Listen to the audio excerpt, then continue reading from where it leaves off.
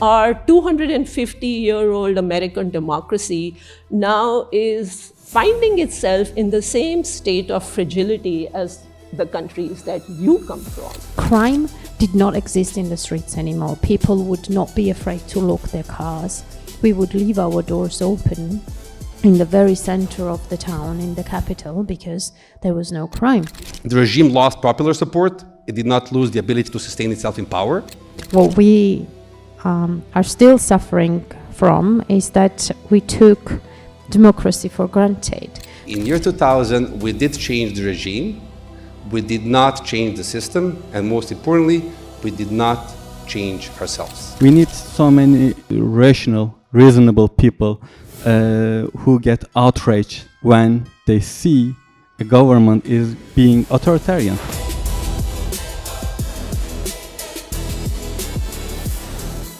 I am Shikha Dalmia. I'm the president of the Institute for the Study of Modern Authoritarianism and the editor of the Unpopulist free Substack publication that you should all subscribe to. And the mission of the organizations is essentially to defend liberal democracy from the global forces of authoritarianism.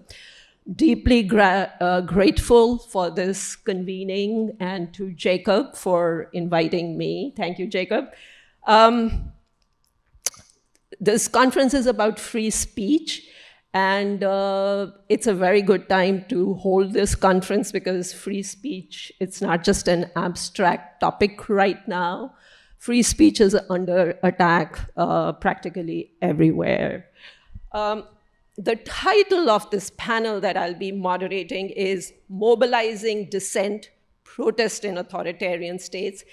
And this panel is different because all our panelists actually have first-hand experience mobilizing and organizing protests in their own countries.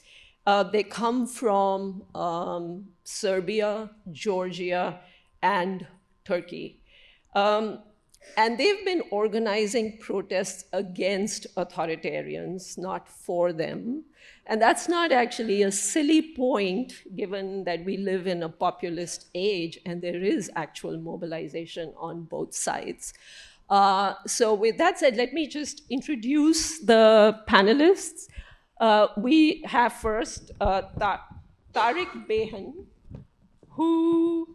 his civic engagement in Turkey started at the age of 12 when he joined protests at his school against the oppression in the aftermath of Turkey's what he calls the postmodern coup in 1997. In the following years, he became deeply involved in civil society, focusing on digital rights, freedom of expression, and the right to protest. He organized demonstrations against censorship, engaged in advocacy, and worked against police violence. And after managing a political party's national election campaign in 2015, he shifted his focus more towards political communication. He's the founding member of Dactylo 1984. Did I pronounce that right? Yeah. A platform fostering rational public debate and association for conscientious objection. He also co-founded the Solidarity Network for the Human Rights Defenders, served as a board member of the Human Rights Joint Platform, and he was the campaigns and communications director at Amnesty International in Turkey.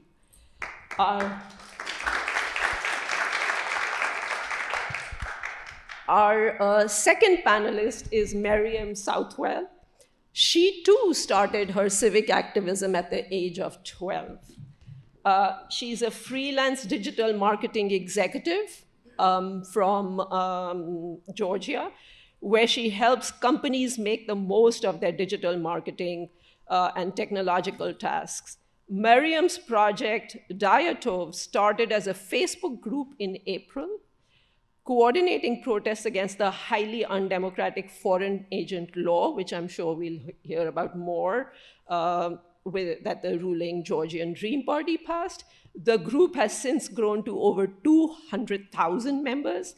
In anticipation of the election last fall, Mariam and her team launched the Observers Academy, a digital platform mobilizing thousands of election observers through online training.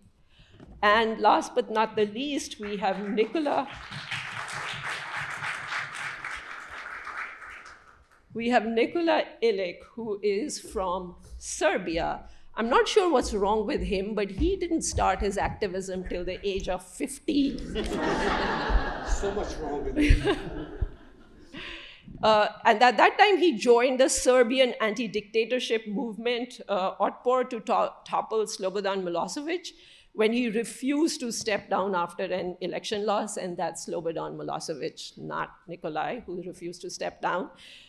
In 2009, he co-founded the grassroots movement Serbia on the Move to work on deep democracy and has participated in many activist campaigns, anti-corruption, health, justice, women's rights, civil rights, and democratization. Today, he's involved in the work of the largest Serbian grassroots NGO, Kreni Promeni, and he is the did I mispronounce that? Oh, good, okay. And he is co-leading the leadership development program of the pan-European movement, Volt Europa. He's the founder of Change Lab Global, one of the top 10 emerging change management organizations in the US. And he holds a master's degree from Harvard University and teaches at Georgetown University. Please welcome the panelists.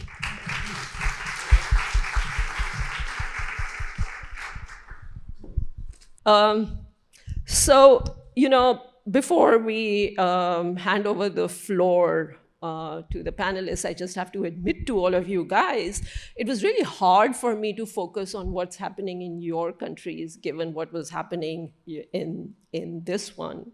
In just the last week, just as we were all talking about this panel, you had ICE agents raiding an apartment building in Chicago. There are news reports that there were federal agents who were rappelling down from Black Hawk helicopters onto the rooftop of this building. They busted doors, pulled out men, women, questioned them. Some of them turned out to be US citizens. The National Guard was dispatched to more cities like Portland. And this time, apparently, with the permission to use full force without any real rules of engagement. And then, of course, the Secretary of Defense and the Commander-in-Chief called the top military brass to Quantico and informed them that in addition to having to lose weight and doing daily push-ups, they would be now expected to fight the enemy within. And they also said that our cities were going to be used as military training grounds. And previously, this enemy within that they were talking about has been targeted with executive orders, lawsuits, indictments, even arrests for writing op-eds, and the list goes on. There was mention this morning about Charlie Hebdo, the Charlie Hebdo murders, the horrific murders by Islamic jihadists. But at that time, at least what happened was, and I think it was Nicolas Sarkozy who was the prime minister, he called the murderers to account. But when you have a leading figure saying he will pay the medical bills for all those who go and rough up the protesters outside, we are in a different category of free speech repression. That's more like the Ayatollah calling a fatwa against Salman Rushdie. So what has become abundantly clear in the last 8 months is that our institutions are not going to rescue this country's free fall into authoritarianism. They may cushion the blow here and there with court rulings and what have you, but essentially opposing authoritarianism and defending our rights is going to be up to us. It's going to really depend a whole lot on citizen activism.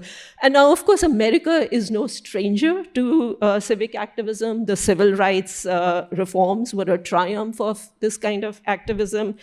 But what is different this time is that at that time, we were seeking justice and freedom through our liberal democratic institutions. This time, we need activism to protect those institutions. So instead of these institutions protecting us, we have to protect these institutions. So in a sense, our 250-year-old American democracy now is finding itself in the same state of fragility as the countries that you come from. They may be, our fall may be more rapid, it seems, but you guys are sort of ahead of the curve. So we've got a lot of lessons to learn from you. So let me just begin by, I'll go with you, Nikolai, that give us a quick overview of the state of authoritarian consolidation in your country. And I'm going to ask each one of you to do the same. There was, at sort of the beginning of this century, a glimmer of hope that Serbia would move on to, peaceful exchange of power, democratic institutions. You guys toppled Slobodan Milosevic.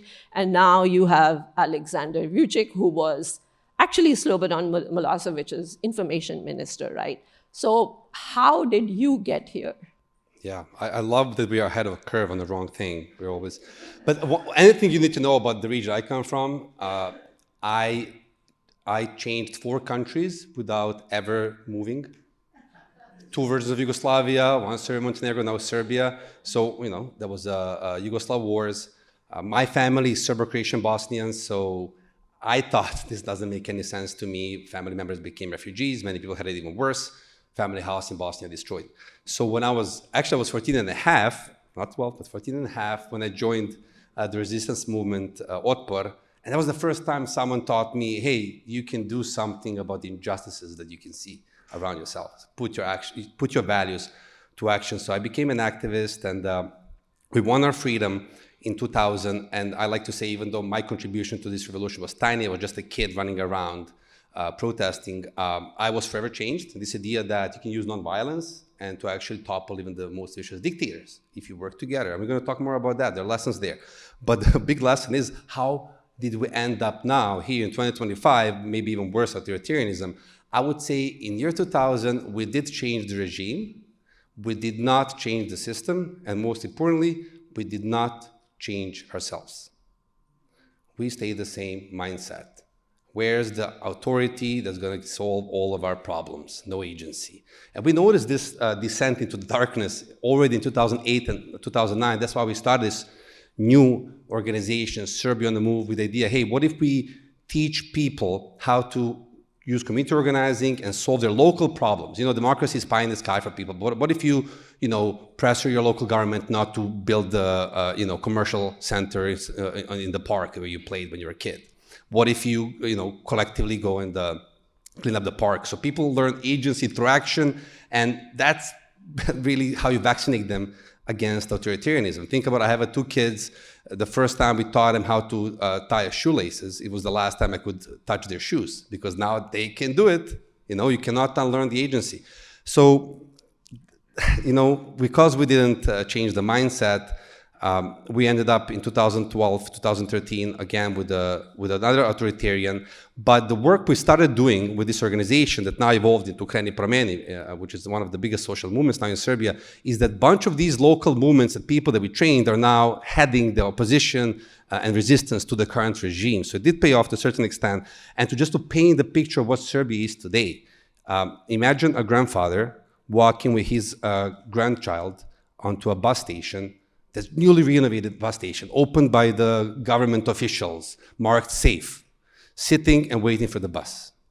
And then the newly beautiful renovated canopy of the station collapses and kills 16 people. And we do a little bit of digging, the students and journalists, and it's the corruption. And it's that not only that the price was overblown, but they cut corners everywhere they could to grab more money. It was not safe, and it led to death of life. That's what authoritarianism and kleptocracy leads to. So today's situation in Serbia is even worse than the 90s. Everything is politicized, from schools to private sector. To become like a janitor in local school, you have to have some kind of a ties to the ruling political party. out of, I think, 160, 70 local municipalities, I think only 2 are controlled by the opposition. Can you imagine? It's like almost North Korea. So everything is controlled by the ruling party, which is controlled by a single person. That's Vučić.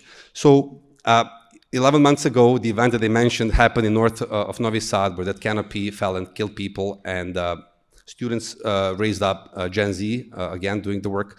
And it's been 11 months.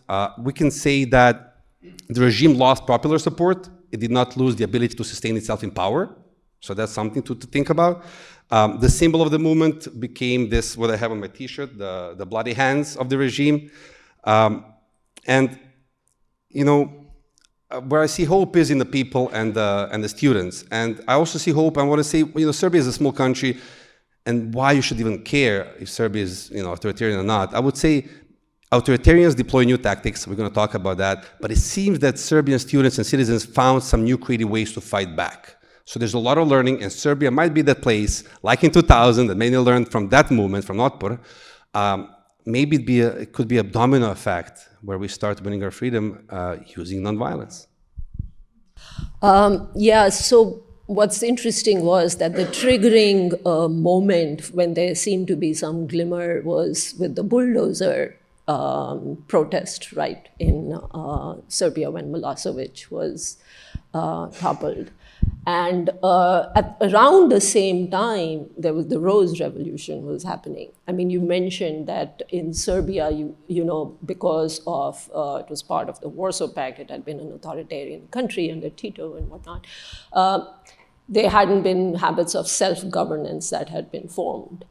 Similar to the story in Georgia, which was actually part of the Soviet Union, but then you had the Rose Revolution, where you know, a Soviet puppet was ejected and something like a liberal Democrat was installed, and now you are, you know, in a situation where the Georgian Green Party, right, which is very pro-Putin and you know, flirts with his propaganda, is now ruling the country. How did you get there?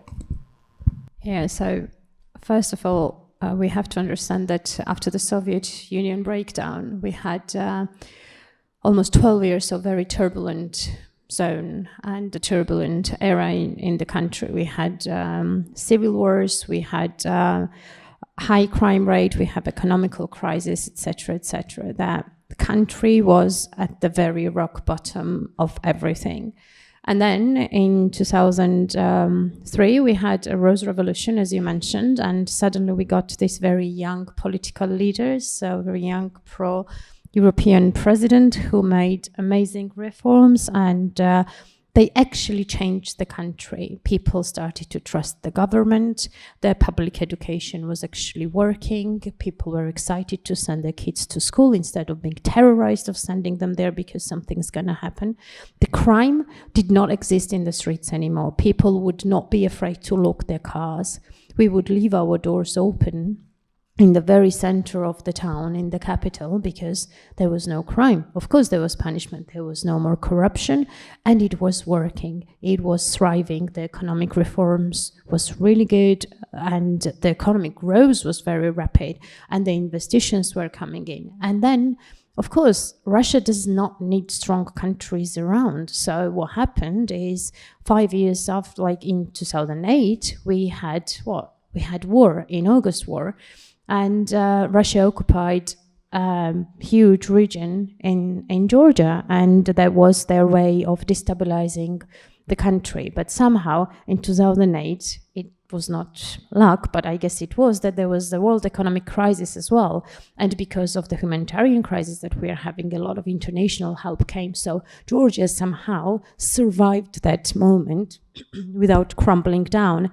And then what happened was the next election, Russia made a stronger move. And in 2012, they actually infiltrated the country with a Russian oligarch as the head of the state. Because if they couldn't steal the economy, if they couldn't steal the politician, they actually stole the country. They sent their actual own puppet to rule the country. And he also put a lot of his interests inside. And I think what we are still suffering from is that we took democracy for granted. Because in 2012, what happened was that for the first time in the country's history, the government was changed by the elections, because we actually could express ourselves in the streets, because there was freedom of speech, because there was actually freedom and we could actually breathe. We thought that we went out of the crisis. We were there and, we just relaxed. And we somehow missed the first, red flags of, hey, we're going back there.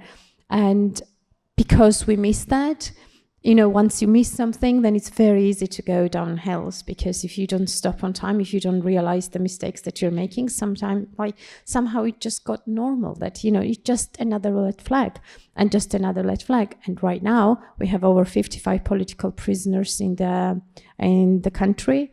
2 political prisoners are women, which is the first time. One is a journalist. She is the head of media outlet, Mzia Maghlobeli. The other one is a teacher in public school. And most of the political prisoners are actually, students, very young people. This, I think that's the despair of the moment that you have to catch when you feel within your guts that something's wrong. And I think we've missed it. So, Tarik, it's interesting that in Georgia, it was hard to consolidate democratic institutions because of this massive interference from a hostile neighbor, Russia, that's trying to control the politics. That's actually not the case in Turkey. Turkey's lack of democracy is kind of authentically internally generated, it sounds like. I mean, Turkey has a history of coups and military rule and then civilian rule. But still, in 2002, when Erdogan first came to power, it seemed like, there was some democratic consolidation. And now here we are 23 years later, and things seem just as bad, if not worse than before. So what is the state of democracy and autocracy in Turkey? Turkey has a history of democratic struggle more than a century, at least. Yes, there was coup attempts. It wasn't a liberal democracy, a consolidated liberal democracy, but there was always a struggle until maybe the beginning of the century. Because when AKP, the governing party, take the power, everybody thought that there will be a democratic government ruling, and also we will have our human rights protected, because the new government using a discourse which looks like kind of liberal, and also Western powers was in favor of this new government because they also thought that there will be a democratic consultation with them.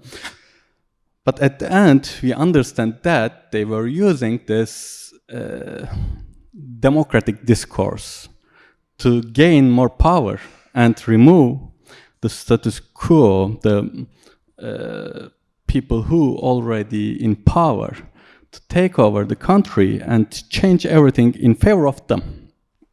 Because most of the people think this government changed after the Gezi protests, but actually they were using judiciary to punish some of the opponents who already have some power in the country, who were working for the institutions that should balance the power.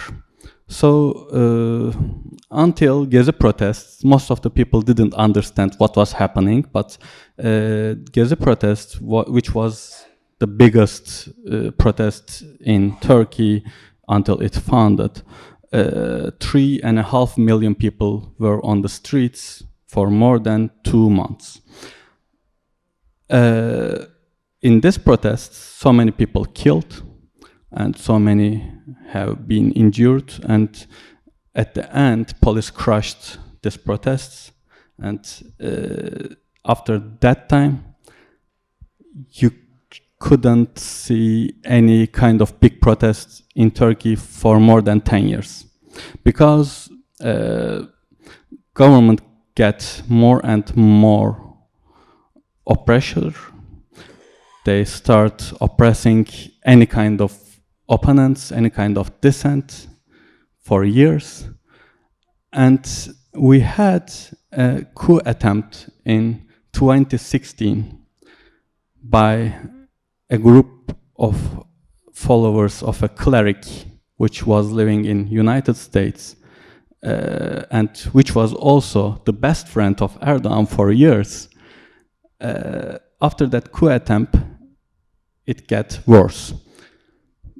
Government used that coup attempt for an excuse to rule the country by state of emergency for 2 years. At that time, we already had a referendum to change the system of the country. We now have a presidential system.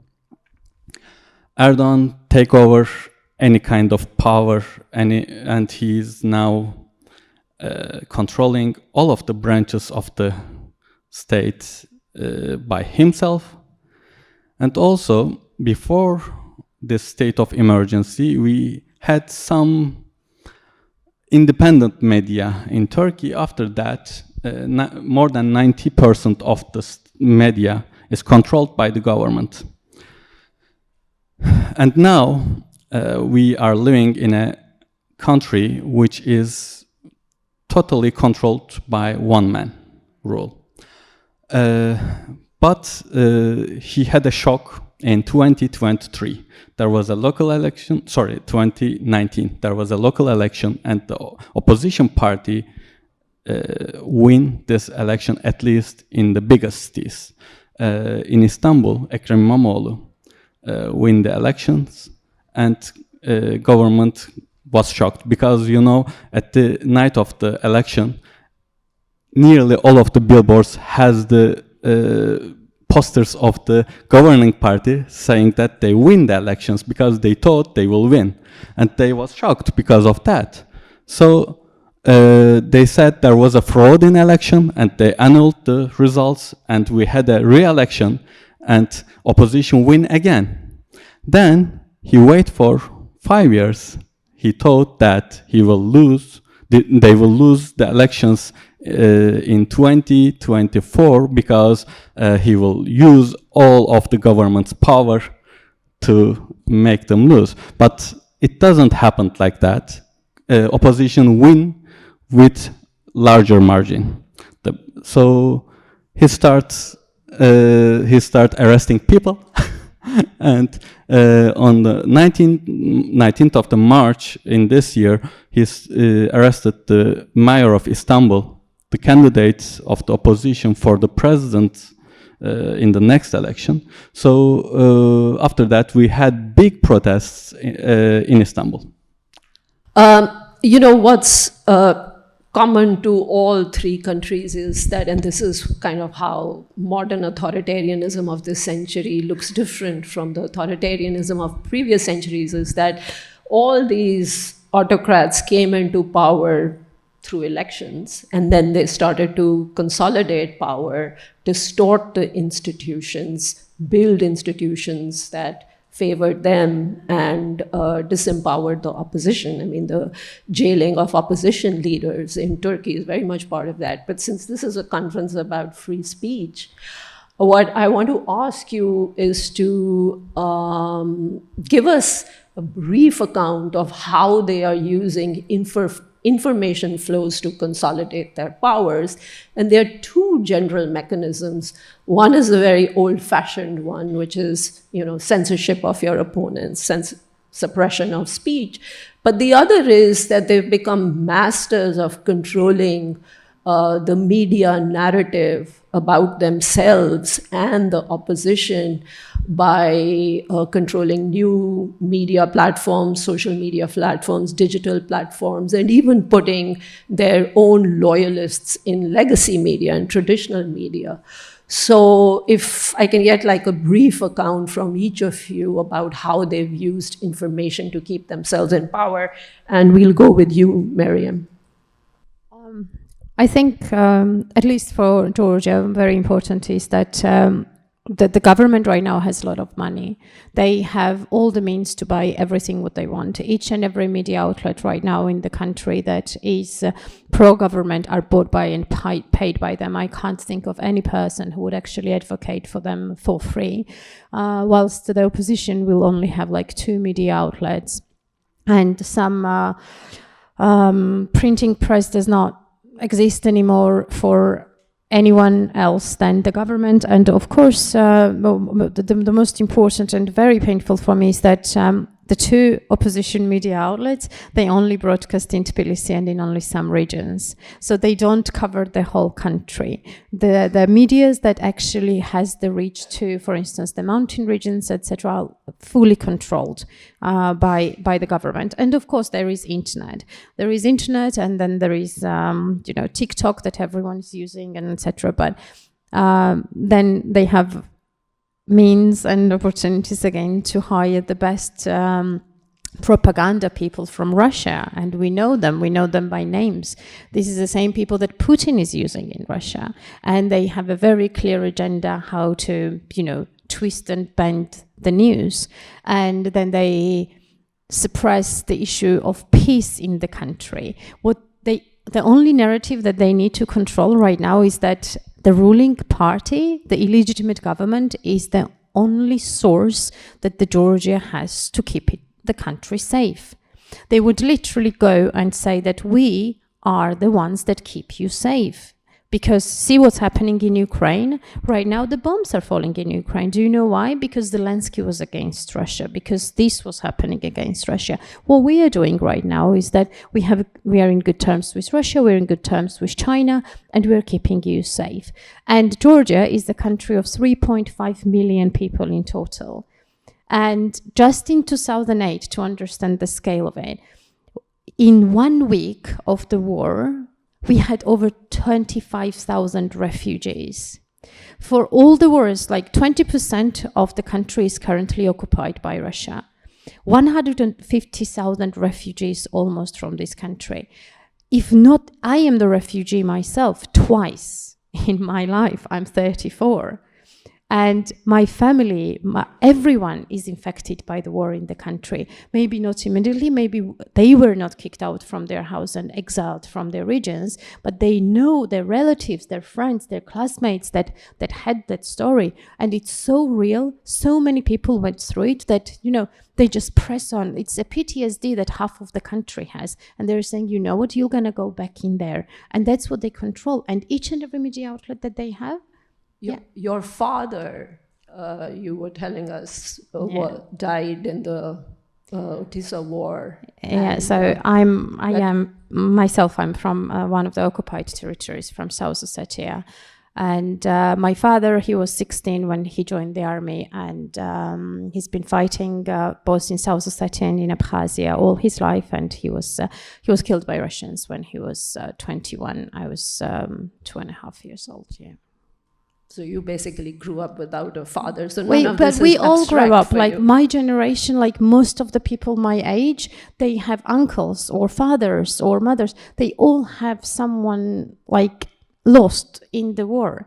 And this is why, for us, it's not just only about democracy and freedom of speech.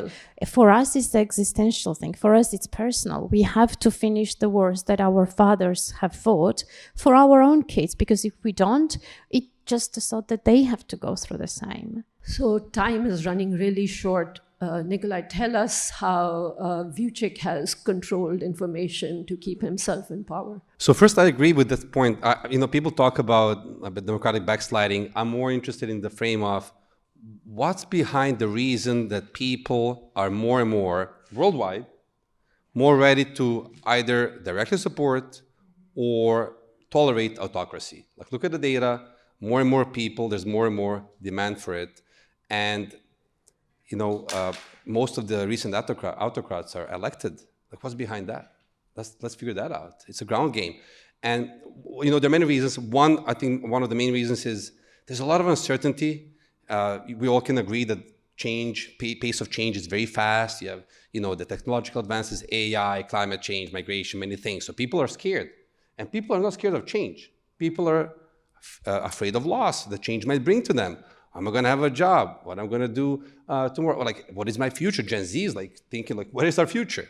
So in this state of fear, which is the biggest enemy, and anxiety, people are more ready to surrender their autonomy and their freedoms, even freedom of speech, for even false sense of safety and some kind of certainty. And that scares me. And authoritarians are good in telling you, hey, I'm going to solve all of these problems for you. So anxiety goes a bit down. And by the way, it's not your fault, it's them. Name your scapegoat. It's the immigrants. You don't have to change, we got to get rid of them. And many people are ready to make the trade. It makes them a bit, So, what do we do? It's Vucic has actually used these narratives of fear to consolidate. Who are his enemies? So again, different societies, different enemies. But the key point here, and then authoritarians use media to amplify the fear, to amplify the anxiety, to surface more people who are ready to make the trade. I mean, 9/11 went in that direction to a certain extent as well, right? It's nothing new. History of humankind, we can see there's a reason why authoritarians are fearmongers, because it helps their agenda to mobilize more people. One of the biggest enemies of democracy are fear, isolation, and apathy. So not only that, they use media. Like I published an article a few months ago in one of the rare Serbian free press, obviously criticizing government. Immediately, swarm of vicious comments on the article. My wife, I was translating it for her because she's from Jordan. She doesn't speak the language. She's like, "Oh my God, why they're so mean?" And I'm like, yeah, look at this. I click on the account. It's like some obviously AI account or like fake account, like horrible. So they're smear campaigns are easier. Polarization is a problem. So they're raising price of participation. They're raising price of you pushing back. Actually, so I'm going to skip forward and start with you, Tarik, and tell us what are some of the tactics that opposition figures, civil society, dissidents can use to undercut some of the narratives of fear and isolation that these autocrats are using so effectively. Give us a lesson. The tactics that are working against these authoritarian regimes are only talking to others, as I see in Turkey. Normally, our opposition also use some old kind of tactics like shouting others, telling that they are wrong and they shouldn't support the government or these parties or that ideas. But you have to talk to people. You don't have to shout them. You have to talk them. You have to understand them. And the real tactic the opposition is using now is trying to build some bonds between people and trying to talk with them, trying to make them understand what's happening in Turkey. Because when people trying to deal with the daily issues, trying to earn their living, they don't have enough time to understand everything happening in a country. And you are telling them to change all of their ideas, change all of their backgrounds. They are coming from a background and it's like who you are. And you are saying that, no, stop supporting these people and be like us. But we need so many rational, reasonable people who get outraged when they see a government is being authoritarian. But we are only trying to make people like us. We have to change this, and this is a tactic which is working in Turkey, I think. Nikola, but in a polarized environment, it's very hard to reach to the other side and convince them. But you actually convinced your family to switch their vote from Vucic, right? For a long time ago. How did you accomplish that? It was a brief thing in the 90s, in 1999 when we had these elections against Milosevic. My grandparents voted for Milosevic. And obviously I was an activist and it was a very contentious relationship. I just talked to them without, that day I remember I told them, hey, we had a hard conversation. I said, look, don't vote for the opposition, vote for me. I've been on the streets, I don't see any future in this country, I'm gonna leave and I'm gonna come back. I see nothing here. I just see war, and it's just not good. And they went, and I didn't shame them as I did before, like, you know, you're supporting the whatever. No, so I guess I'm a big fan of depolarization, like this idea of let's talk to the other side, no matter how difficult it is, and humanizing each other.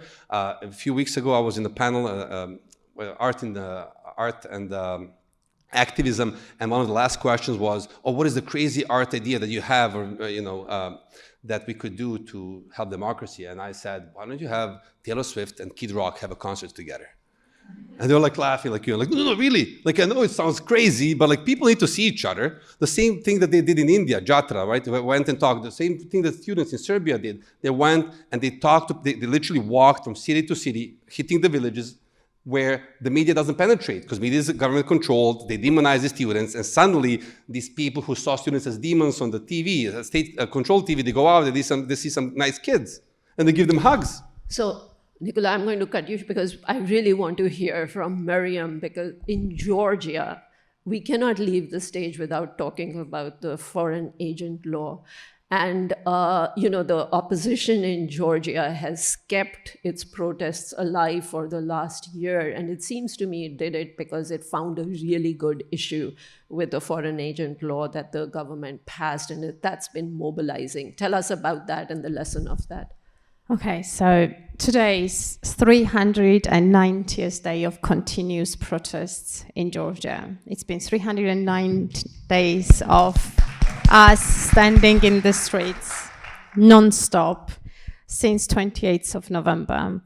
It all started with foreign agent law, which it doesn't have to be anything with the foreign agents. It's basically we call it Russian law because Russians have passed it, I think, in 2004.